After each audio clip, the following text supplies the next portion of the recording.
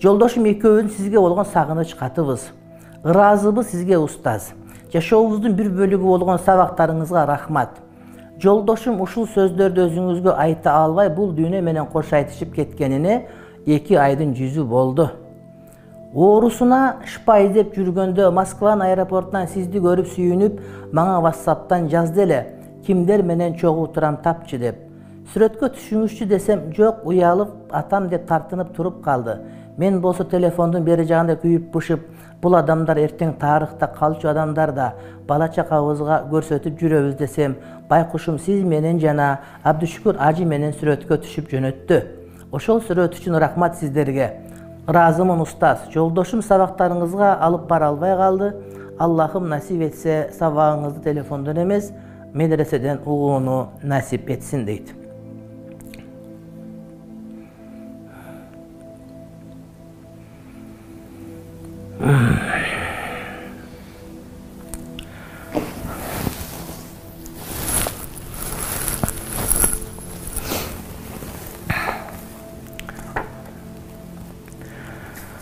Биздин бардыгыбыз ушул, бир күн болсо бир күн бардыгыбыз акыретке кетебиз. Мына ошол жашообузда адал жашаганды, бирибиздин бирибиз көңүлүбүз оорутпай жүргөндү Кудай Таалам баарыбызга насип кылсын деп тилек кылабыз.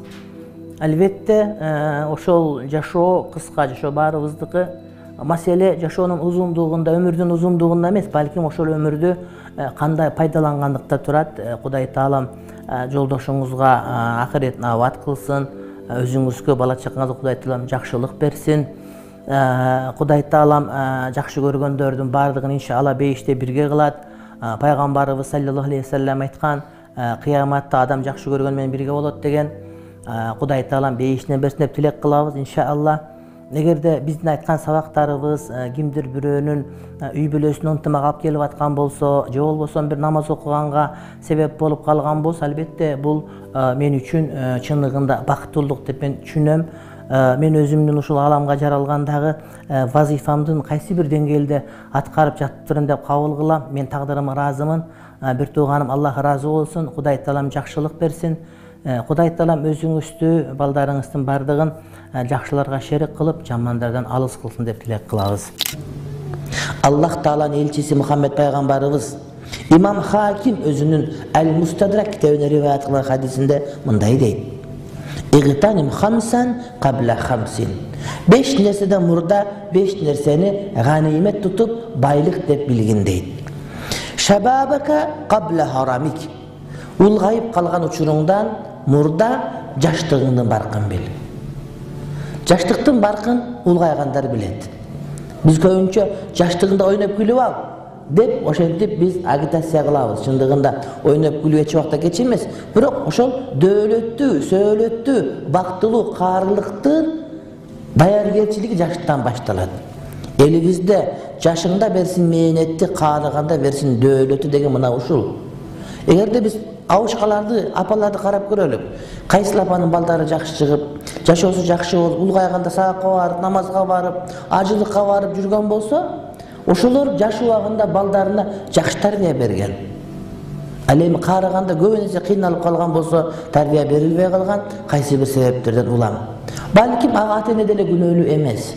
Балким ошол убактагы система күнөөлүү. Балким дин жок болгон. Бирок сиз капаланбаңыз. Ийгиликтин эрте кечи жок, бүгүн кеч болгон жер жок, бүгүн дагы келип калдыңыз хидаятка. Дуа кылыңыз. Балаңызга, кызыңызга таарынбаңыз. Ал туура эмес тарбия алып калган, анткени өзүңүздүн тарбияңыз ал убакта жок эле. Бүгүн тарбия алдыңыз, ага капа болбоңуз. Ага дуа кылыңыз. Алла Таалам хидаят берсе, иншалла жакшылыкка келет. Демек, жаштыктын баркын билиш керек. Васихатека кабла сакамик. Ооруп калгандан мурда ден соолугуңдун баркын бил. Вагинака кабла факрик. Кембагал болуп калганыңдан мурда байлыгыңдын баркын бил. Канчалаган байларды билебиз? Азыр кембагал болуп калгандар бар.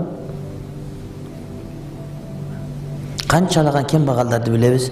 Бүгүн бай болуп калгандар бар. Бирөөнүн үйүнө жаллабатка барганда конокко бардык. Анан эми аябай бай адам экен. Ана ошо конокко барган болдук айтып атат мага.